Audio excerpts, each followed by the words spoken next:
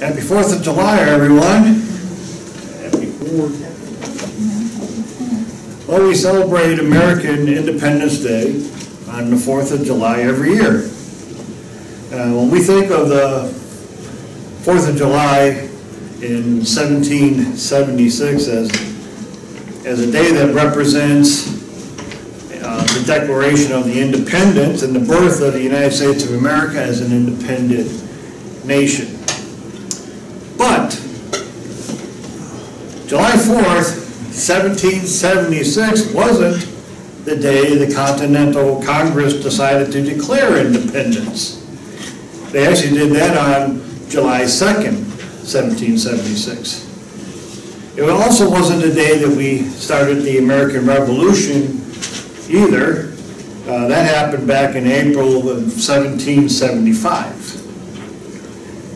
And it wasn't the day that Thomas Jefferson wrote the first draft of the Declaration of Independence.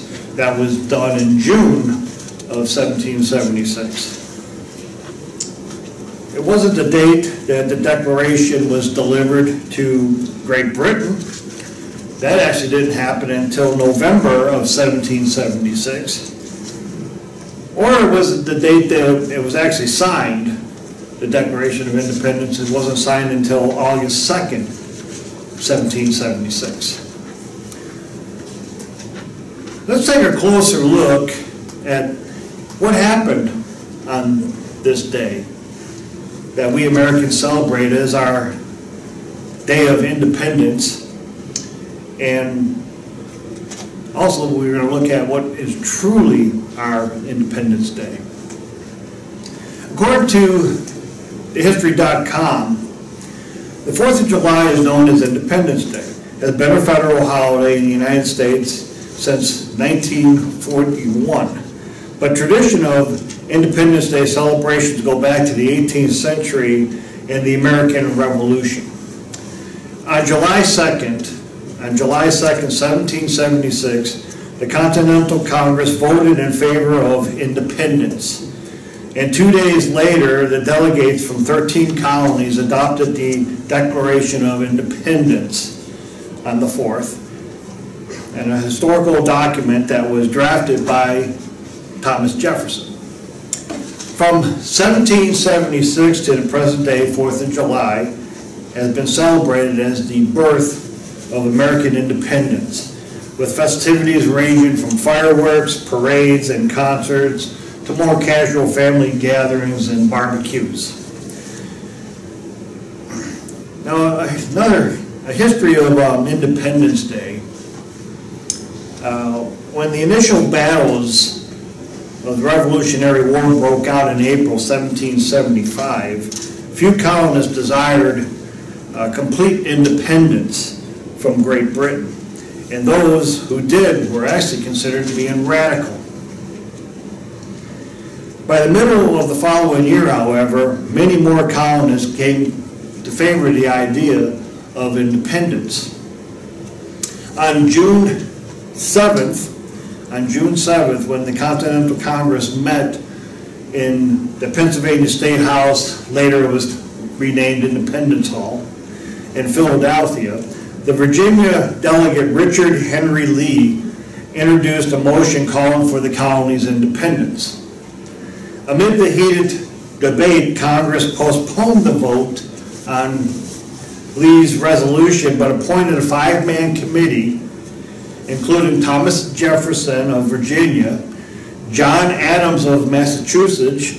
He was actually a relative of mine, one of my relatives, and Roger Sherman of Connecticut, Benjamin Franklin of Pennsylvania, and Robert R. Livingston of New York. They got them together to draft a formal statement justifying the break with Great Britain.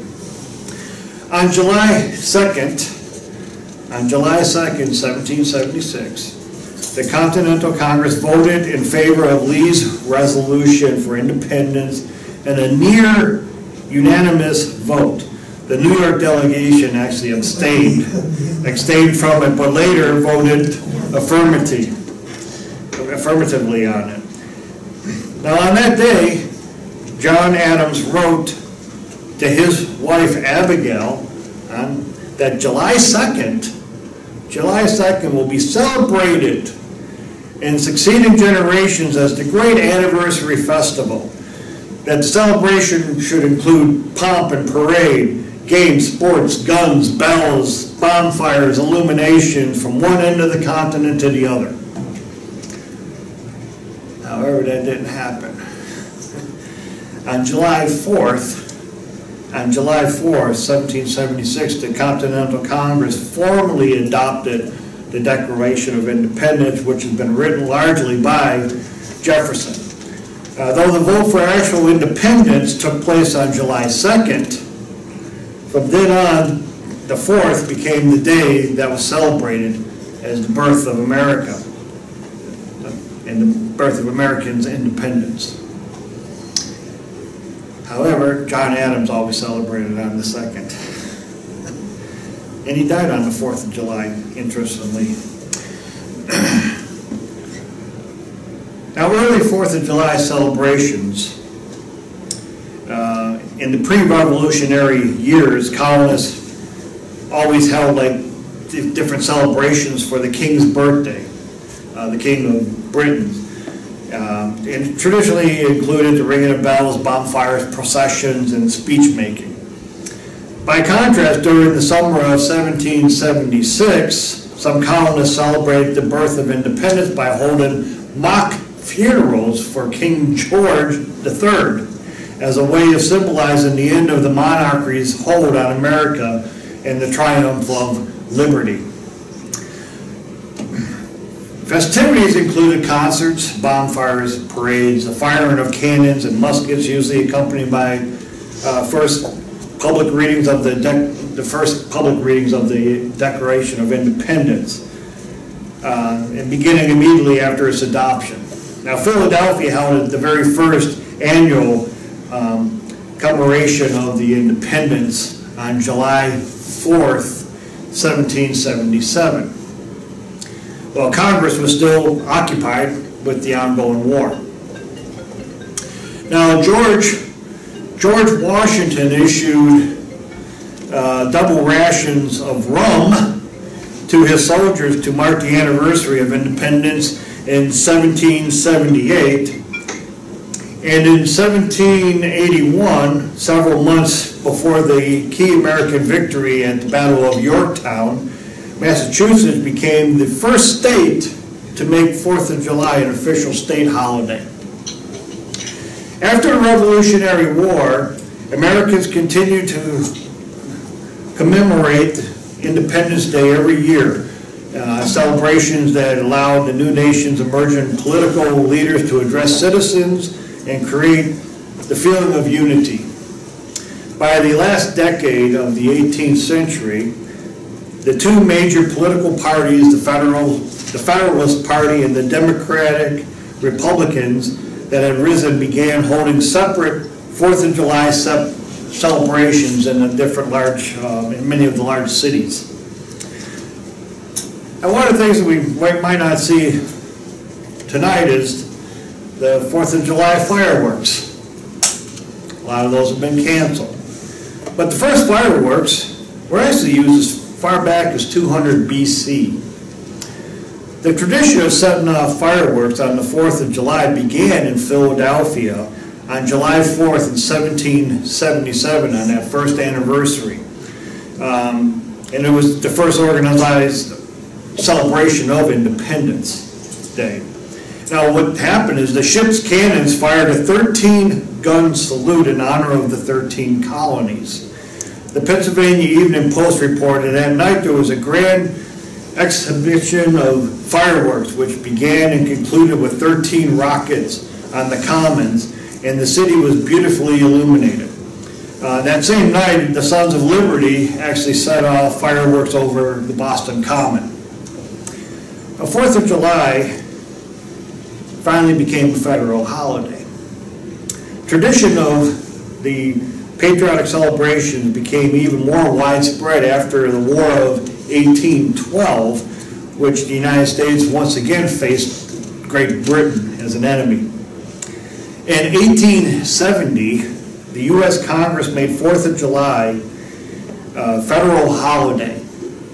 And in 1941, the provisions was expanded to grant paid holiday to all federal employees. Now, over the years, the political importance of the holiday would decline. But Independence Day remained a very important national holiday and a symbol of patriotism. Falling in the mid-summer, the 4th of July has since the late 19th century become a major focus of leisure activities and common occasions for family get-togethers, as we're going to be having today ourselves, often involving fireworks and outdoor barbecues.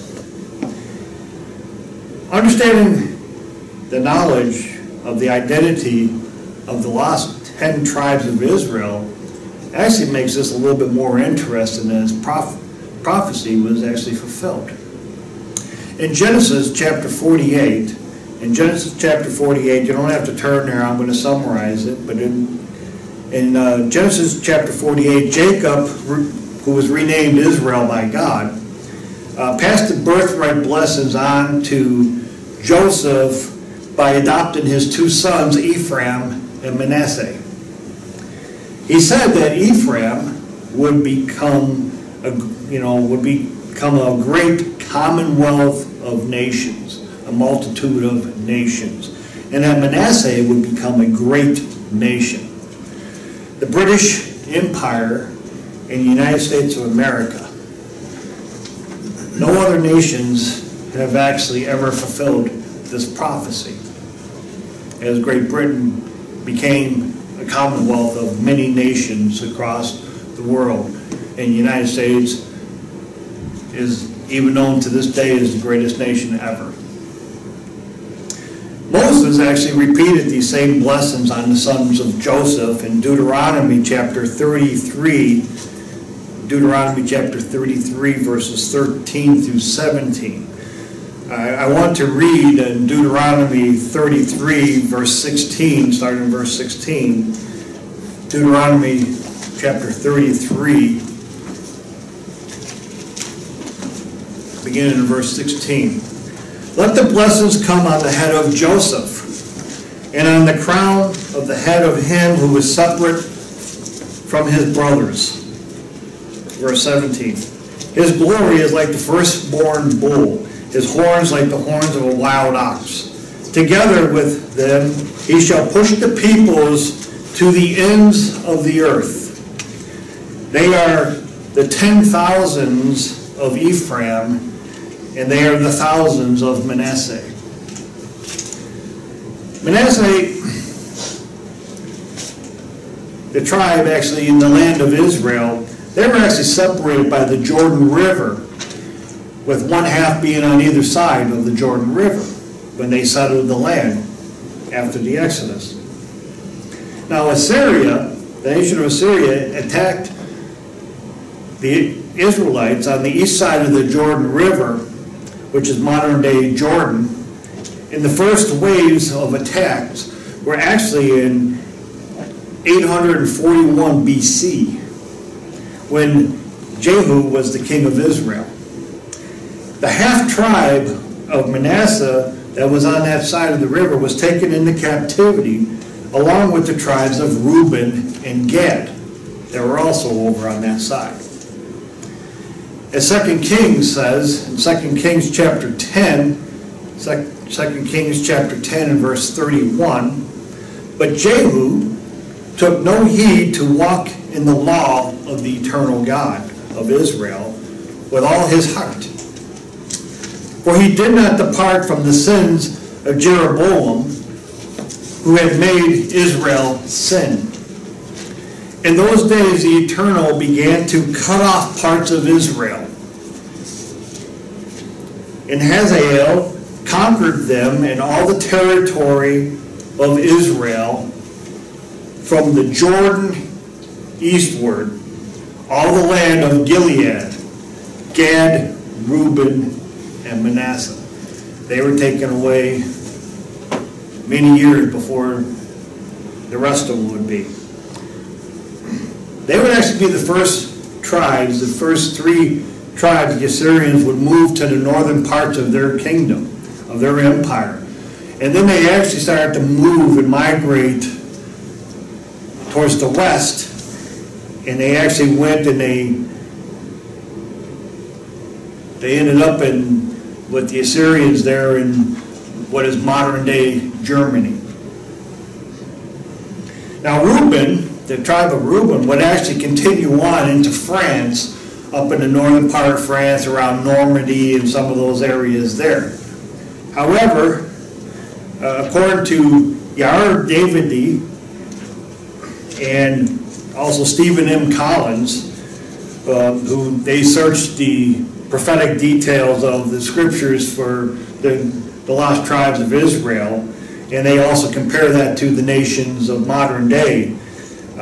They actually both believe that the Assyrian captors, some of those Assyrian captors settled in the eastern part of Germany, and were kind of like some of the ancient Prussians of that time, the ancient Prussians, and also some of the eastern Germans of today.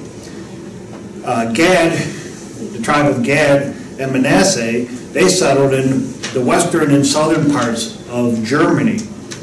And Gad also kind of dipped down into parts of Switzerland as well.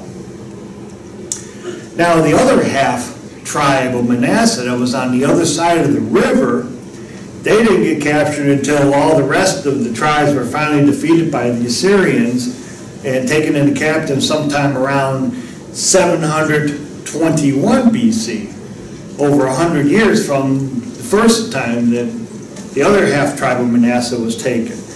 But they were taken along with Ephraim and all the other tribes. Eventually, they would work their way westward as well into different parts and finally migrate up into the British Isles. Now, the interesting part that Mr. Stephen Collins says is that even as Manasseh was split into halves, into 2 halves, which were physically separated from each other for a millennium, these halves had to be reunited in order for Manasseh to fulfill its destiny and its role for the later times.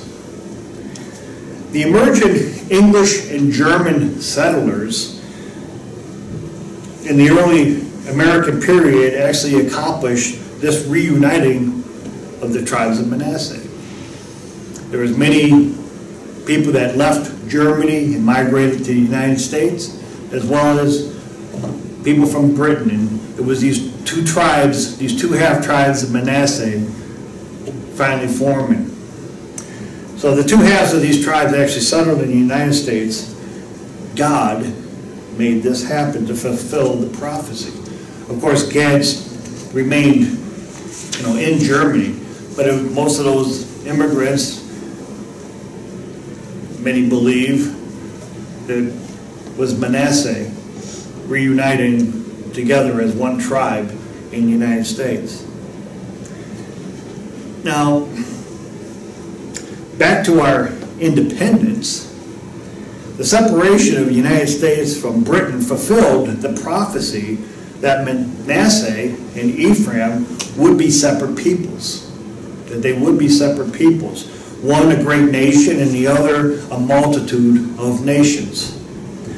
In breaking ties, the colonies affirmed that they were able to govern themselves and no longer needed to be dependent upon a distant monarch. I also like to note that our country began with 13 colonies, and the tribe of Manasseh actually became the 13th tribe of Israel when Jacob adopted them. Because when you look at it, Joseph was the 11th tribe, Benjamin being the 12th tribe. When the birthright was passed to Ephraim instead of Manasseh, which was the older son, Ephraim actually replaced Joseph as the 11th tribe. Now the adoption of Manasseh actually made a 13th tribe. And I just don't think that's a coincidence that our nation started with 13 colonies. Now, there are certainly blessings that came from this independence. But most notably were freedom and having a government that could actually relate to the concerns of the people. However, with independence also comes burdens. Additional responsibilities that must now be fulfilled by the independent entity, since they would no longer be dependent upon the others as they were previously. Blessings and burdens will exist anytime a person or people determined to be independent from others. It was true with the 13 American colonies, and also at the time of the Exodus, when the Israelite people became independent from the Egyptians. They enjoyed blessings, they enjoyed the freedom from bondage, but they also faced burdens. They could no longer rely upon the Egyptians to provide for them, which is kind of the sentiment of Exodus chapter 16 and verse 3. Independence in any context contains both blessings and burdens. Today, many are celebrating this Day of Independence, and many are still out there protesting on the city streets for more freedoms and for freebies. We can celebrate every day as Christians for the freedom that we have received. We as Christians declared our independence when we accepted Jesus Christ as our Savior. We gained our freedom from the world and this evil ruler. We chose and took steps in achieving our freedom, our independence. We are free because we know the truth. In John chapter 8, verse 31, then Jesus said to those Jews who believed him, "If you abide in my word, you are my disciples indeed. And you shall know the truth, and the truth shall make you free." And they answered him, "Well, we are Abraham's descendants and have never been in bondage to anyone, so how do you say you were made free?" And Jesus answered, "Most assuredly I say to you, whoever commits sin is a slave of sin. And a slave does not abide in the house forever, but a son abides forever. Therefore, if the Son makes you free, you shall be free indeed." We also have blessings and burdens. While Christians are told to submit to the civil authorities in 1 Peter chapter 2 and verse 13 and 14, the scriptures are very clear that this submission to human laws is not unconditional, according to Acts chapter 5 and verse 29. When Peter said we ought to obey God rather than men, that's what he said.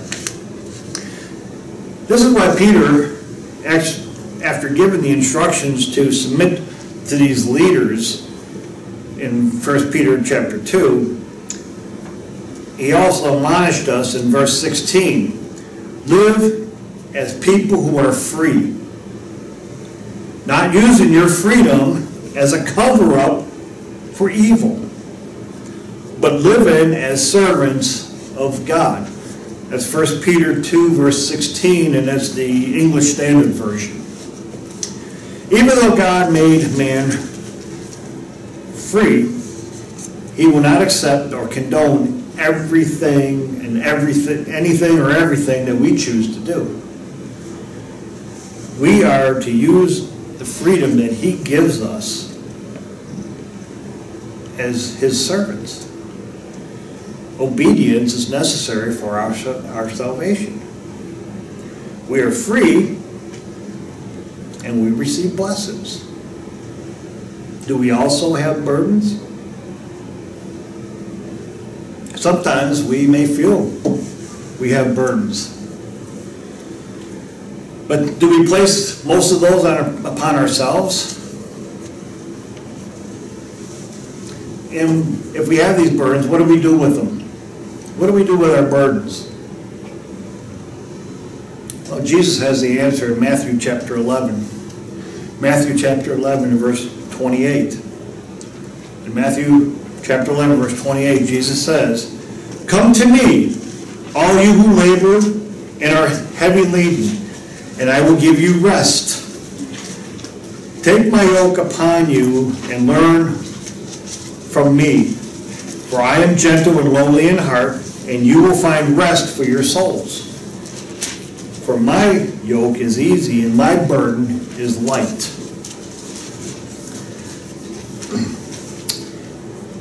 Is the law of God a burden? The most common Christian teaching today about the law of God, about the law that God gave to ancient Israel, is that it was a burden. One that Jesus Christ actually had to come and remove. This is the teaching out there. This is not true. This is a false teaching. John wrote, "His commandments are not burdensome." In 1 John chapter 5 and verse 3. The first part of this verse actually says, "For this is the love of God, that we keep His commandments." His commandments are not burdensome. John actually wrote this near the end of his long life. Commandments were still in effect. They were not done away by Christ, by Peter, by Paul, by John, and certainly not by God. Jesus lifted the burdens from us all by giving of Himself. He has freed us from our burdens so that we can help others with their burdens. We can help by serving one another. We can serve and lift up the burdens off the widows and the orphans and others that need our help. Jesus gave us many examples to follow. We have our independence and freedom. Jesus bought our freedom with His humanly life. He suffered greatly for our freedom. We must remember each and every day that Jesus gave us independence. And we must thank Him and God our Father in prayer for the great sacrifices they made for our freedom. Galatians chapter 5 and verse 1, the English Standard Version, I'll close with this. Galatians 5 and verse 1. "For freedom Christ has set us free. Stand firm, therefore, and do not submit again to the yoke of slavery."